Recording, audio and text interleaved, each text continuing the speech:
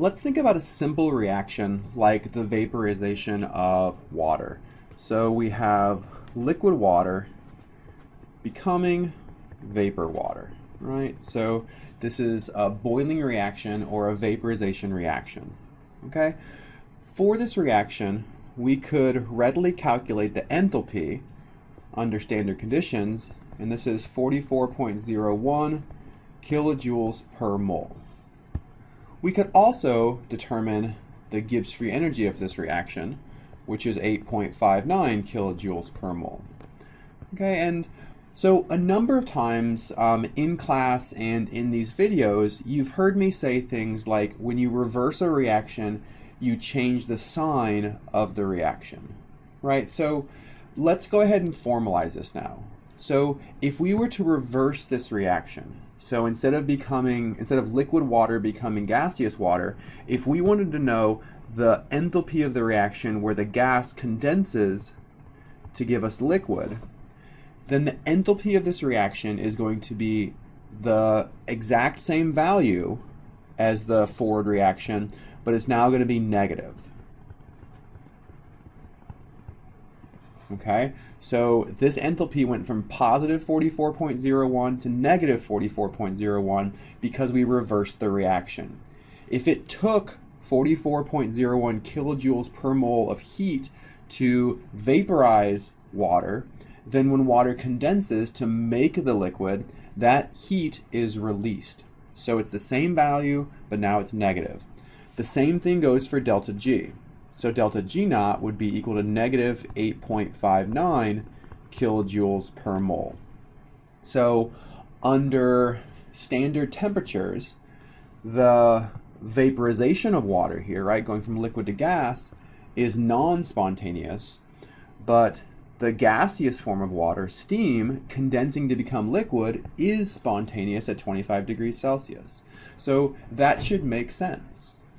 Okay, so but what if we do other things to this reaction? Let's say we double it, right? So instead of dealing with one water molecule, what if we're dealing with two water molecules in the gas phase, and they condense to form two molecules of liquid? So we have now doubled this reaction. The coefficient in front of each reactant and product has doubled. So times 2 and times 2. When we do this, we also need to change the enthalpy of the reaction. And this is a very straightforward process. So if you double the reaction, then you double the enthalpy value. So it ends up being negative 88.02 kilojoules per mole. The same thing goes with your Gibbs free energy. You're going to double your Gibbs free energy. So it's going to end up being delta G naught equals negative 17.18 kilojoules per mole. Okay, and if we knew our entropy, it would be exactly the same thing. If we reverse the reaction, the sign of the entropy changes. If we double the reaction, the magnitude changes by the same scale. If you double it, the value changes by 2. Okay, let's try one more reaction. What if we have, let's say, 1/2 H2O gas becoming 1/2 H2O liquid? Okay, so if we think about going from 2 to 1/2, what we've done is divide this by 4. From 2 to 1/2, we divide it by 4. Everything else is the same. The water gas are reactants, the water liquid are products.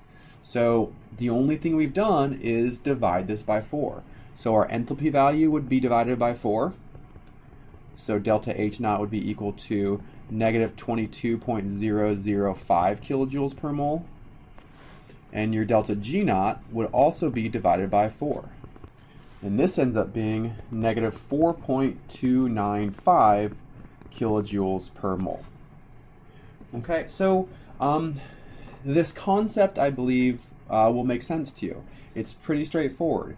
If you reverse a reaction, the sign of every single state function, enthalpy, entropy, and Gibbs free energy, will reverse.